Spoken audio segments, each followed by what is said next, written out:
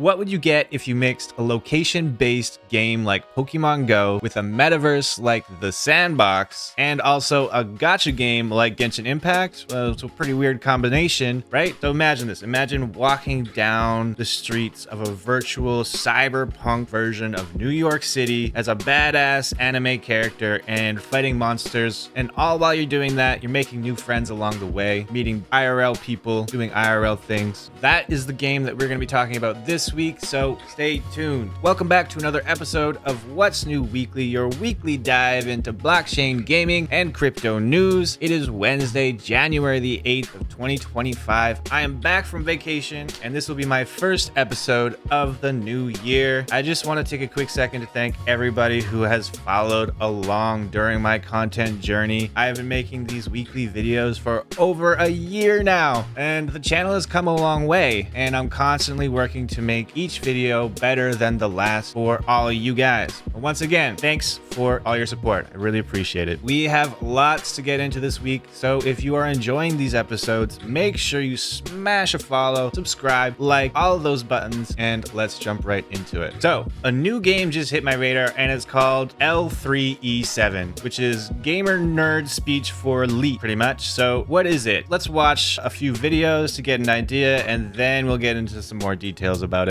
This is their first video that came out a year ago.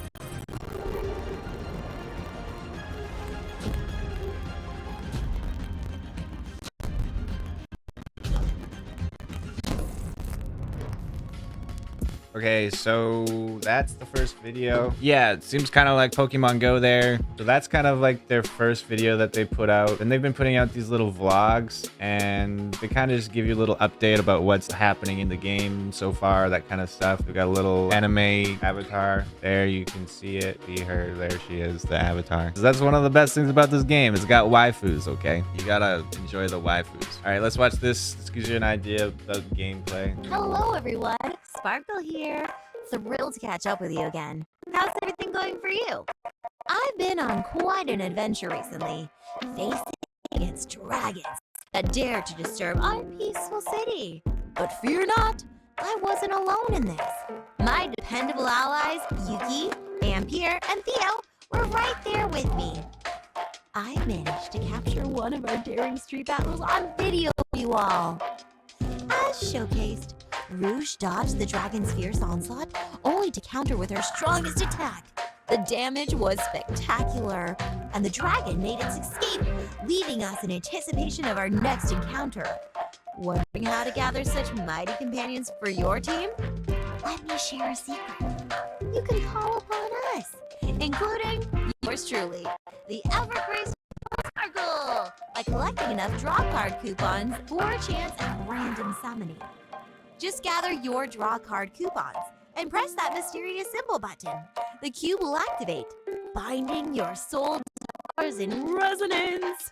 Are you ready? Let's dive in.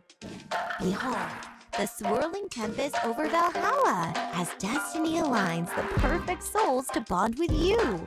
And there's Rex, the dashing rogue dual-wielding guns, a famed explorer of ruins. Oh, and did I mention he's one of my ardent admirers? However, a friendly tip, though it's more of a caution, steer clear of his singing. Trust me on this one. That's the gist of my update for you today. Looking forward to our next exciting rendezvous. Until then, farewell and see you soon.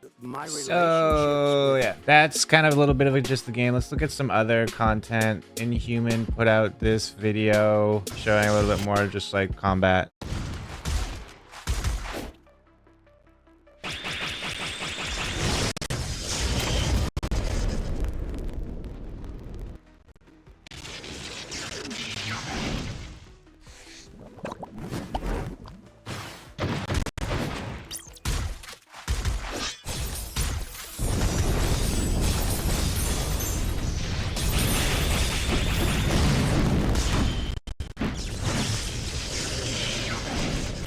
So there, combat looks pretty good, very Genshin Impact like, right? And you'll see he says not only is Lead Official by far one of the best gacha games in Web3, but they also just put up a $500,000 prize pool for their content playtest, their current playtest for all gamers to participate in. My entire community has access codes, come grind with us, right? So there's a huge prize pool that's coming out. We got to take a look more deeply into the game. So let's go to their X. If we see their X here, they posted the closed beta test, prize pool redacted. We know what the prize pool is now. It starts January 6th, which is a couple days ago. It goes until January 26th, so a couple weeks here. NFT holders will enjoy exclusive perks and utilities during the test. So they posted a few of these articles here. We can go through a couple of them. One is literally just like how to log into the game and set up your account. So we don't really need to look at that. This one talks about all of the benefits that NFT holders will get throughout this. There's two NFTs that they have. They have the worlds, which is like their lands, and then they have guardians, which is like their characters. So it kind of goes into all these details. Worlds holders get $200 worth of in-game currency every week. They also get the highest rewards multipliers during distribution, determined by the number of NFTs they hold. There's a bunch of bonuses for the people who hold guardians. You get special daily login rewards. You get, some people will get a special rare pet. If you have super rare cards, you get a bunch of stuff. It's a lot, but it's a lot for people who hold the NFTs. What about people who don't hold NFTs? Like what's the game rewards distribution going to be for that? So who knows? I don't know. I don't have access to the game. You can go to their website and make an account, but in order to do that, you need an access code. So yeah, there's this other thing, Medium article that said closed beta test how to purchase in-game items, right? So this is something that someone who doesn't have an NFT would be able to participate in. And that's kind of important to note, right? It's a gacha game. So there pretty much is no free to play. It's, do you have NFTs and buy crystals and play the gacha game? Or do you not have NFTs and buy crystals and play the game? So they just basic article, it just talks about how you can buy crystals. Essentially, you buy it on their website, right? And in order to do that, you need to buy it with USDT. They say you can save gas fees by transferring your USDT onto the Mantle mainnet and then use a little bit of Mantle token to buy the in-game currency. So I don't know if credit cards are a thing or, you know, traditional finance things are a thing for this game yet, but if you are crypto native, then you'll be able to manage getting USDT to buy your crystals. But like I was saying, what does that mean for people who don't have NFTs? I don't really know. But before we get into that, let's just imagine, okay, maybe I do want to buy an NFT. Maybe I want to hold a land and, you know, do that. Or maybe I want to just get some cool characters to play with. So yeah, let's take a look at the NFTs. So this is the Worlds collection. The floor price is 3.092 ETH, which is essentially like $10,000. Whew. And then if we look at their Guardian NFTs, the floor for them is 0.124, so 0.12 ETH is about $400. So to get a Guardian, it's more than $400. So these are some pretty hefty price tags. I feel like people who, like, this game's been going on a couple of years now, so people who got in early, I don't know how they managed to get the NFTs, but I'm sure some people got these NFTs at a lower price somehow, maybe during the initial mint or like a land sale. But right now, holy crap, it's super inaccessible for the average person. So it really comes back down to the question, what about people who are playing the game during the closed beta without any NFTs? So like I said, you're gonna have to get that currency, and that's gonna put you out up to a couple $100 probably for the couple weeks that it's here. But I'm not sure exactly how difficult it will be for non-NFT players to manage to earn an NFT in game, or how much of that $500,000 reward a non-NFT player would be able to get grinding the closed beta, even if they hard grinded it. Nonetheless, this game still seems like it's very early, so it might be worth trying to find a code and giving the game a shot. Like maybe hit up Inhuman, saw YP's giving away some codes, so go to their Discord, try and get a code to get access. Might be worth jumping in. They say that the rewards are gonna be pretty big. Like YP's post says, 3D location-based game, waifus involved, 3 weeks only starting January 6th. Huge rewards for players I can't disclose, but it actually has size. So who wants a code, right? Maybe you guys want to go get a code. I'm thinking about grabbing a code because me personally, I love anime. I'm a huge anime fan, and I dabble with a gacha game if I feel it's worth my time and money. But what do you guys think? Is this game all hype, or do you think it has potential? Let me know in the comments below, and we'll move on to the next topic. So yeah, that's the new game of the week. It's kind of neat. Moving on. Openloot ecosystem news. There has been quite a few things that have happened with world charts, boss fighters, desolations, and so on in the past couple of weeks. But what's happening like now? Not too much. I'm not gonna go back like 2 weeks from now and talk about stuff that's happened. It's over. But what are they saying today? Something that is pretty amazing that they're talking about is they made this post that says that the total rental transaction volume reached $18.5 million in 2024, which is pretty damn crazy to think about. I personally rent out a variety of my assets on the Openloot marketplace, and it really does a lot to help me keep expanding in the Openloot ecosystem. But it also helps me in my IRL life, right? Take a little bit of cash, pay a couple bills, do that kind of stuff. So if you have items kicking around in the Openloot marketplace that you're not using, put them up for rent and make sure you get them working for you. I'm really curious to see what the rental volume is going to be like by the end of 2025. Could be pretty crazy. And there's a small little bit of boss fighters news here. They said that they have applications open for boss fighters player council. So if you are big into boss fighters and you want to help shape the future of the game, go fill out the form. You can find it on Openloot's X page, and good luck with that. I hope they have a good player council that works to better the game, helps everybody feel like they're getting their voices heard. Next topic, Big Time. Big Time has, a lot of stuff's been going on in Big Time the past couple of weeks. Last episode I put out, I mentioned that PvP leaderboard started and it's still going strong, but it's almost over. A lot of people have been playing PvP, and I have tried to get into a few matches even while I was on vacation. I'm barely on the leaderboard at this point, but it's great to see so many people getting focused on the PvP. New strats and metas are coming out, pretty cool. But yeah, a couple days after my last episode, Big Time announced a Christmas crafting leaderboard, and this one started December the 23rd and it's going until January the 20th, I believe. So this is how it kind of works. You have to loot schematics to be able to craft a series of decorations and weapons. In order to craft higher rarity weapons, you need to craft a rare two-handed axe in order to be able to enter the more exclusive prestige dungeons. And then you need to craft those items that you get from schematics in those exclusive dungeons to be able to enter even more exclusive prestige dungeons, and so on. All so that you're able to craft all of the new high rarity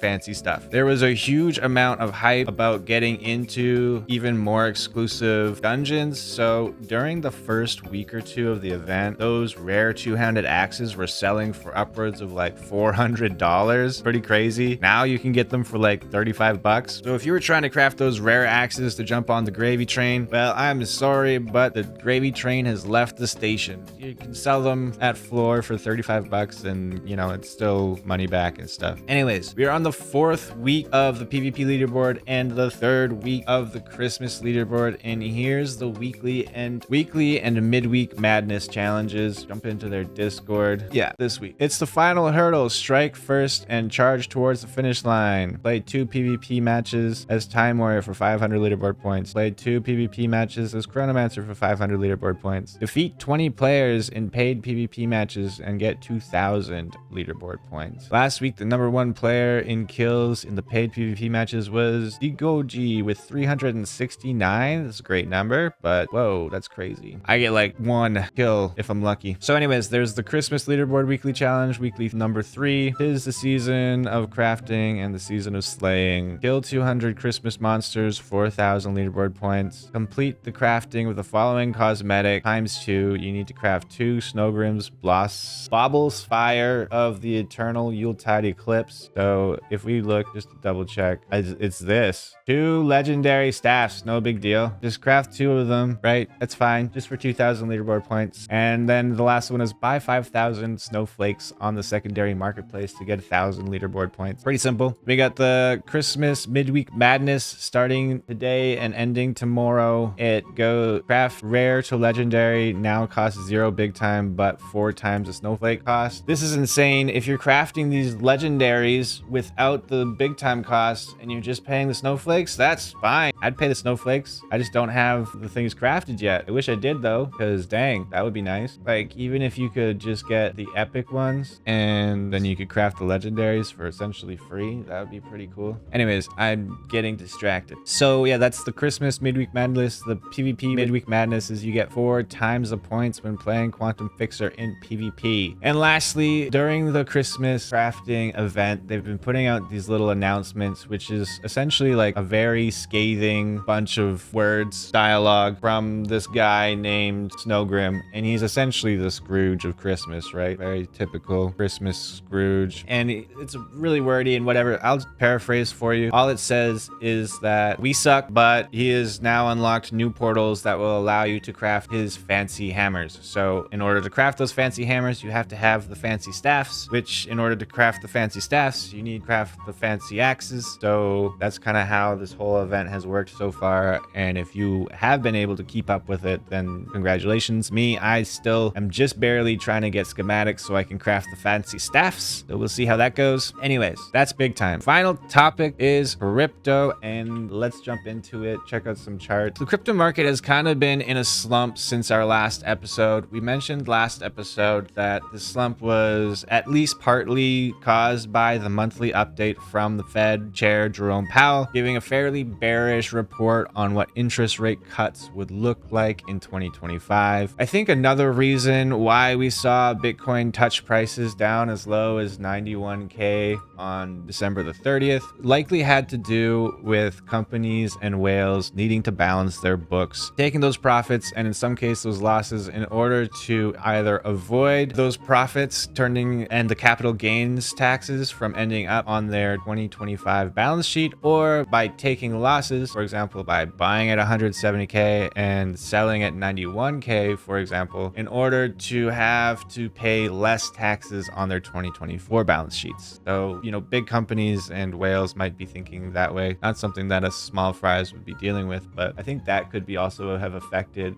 the prices near the end of the year going into the new one. By that same logic, we see that once January 1st hit, we had this good run up all the way back up to $102,000 per Bitcoin. But now we have seen those gains evaporate as Bitcoin has fallen back down to 92K and is now sitting at about 95K. So what does that mean? This post by Dan Crypto kind of explains some stuff that I think is pretty much lays it out the best way. Bitcoin last year, the market often bottomed or topped in the first week of the month. This was then followed by a large move to the other direction. Generally, we saw a sharp decline during the first few days of the month and a bounce after. June was the only month where price went up first, be followed by a downside for the rest of the month. July to November saw downside first, followed by upside for the rest of the month. December has been an exception where the price mostly mostly chopped sideways. Like I was saying, you know, the tail end of December, we did see the price go down, and I kind of explained why. We had that Jerome Powell thing, and then we also, I think, had people just trying to balance their books. And then January, we've seen a rise at the start of the month with a local top, which was made on the 7th, and now a new monthly low on the 8th. Pretty undecisive start for the year. This doesn't say much yet, especially being December broke the trend, and the start of the year is generally very choppy, but nonetheless, I'll keep an eye on this trend to see if we're seeing the same again in 2025. New year, new market. Let's see how we do in 2025. So he's basically saying that we could see patterns from September to November repeat itself again, and we could see this dip turn into an explosive move upwards. It's a pretty interesting idea, and we may very well see Bitcoin do what it has done,